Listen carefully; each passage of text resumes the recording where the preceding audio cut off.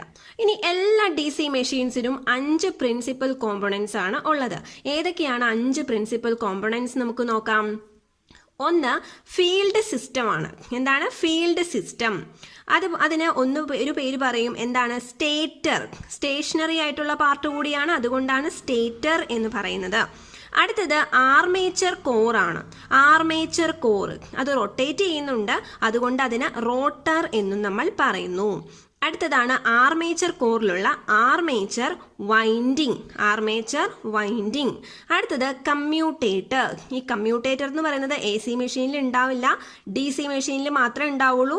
ACനെ DC ആക്കുന്ന ആളാണ് ആര്? കമ്മ്യൂട്ടേറ്റർ. അടുത്തത് ബ്രഷസ്. ഇങ്ങനെ ഒരു 5 കാര്യങ്ങൾ, 5 പ്രിൻസിപ്പൽ കോമ്പോണൻസ് ഉണ്ട് ഏതൊരു DC മെഷീൻസിനും. നമുക്ക് വിശദമായിട്ട് നോക്കാം. ഇപ്പോൾ ഒരു DC മെഷീന്റെ കൺസ്ട്രക്ഷൻ, ഒരു ജനറൽ കൺസ്ട്രക്ഷന്റെ പിക്ചറാണ് ഇവിടെ കൊടുത്തിരിക്കുന്നത്. അപ്പോൾ ഇവിടെ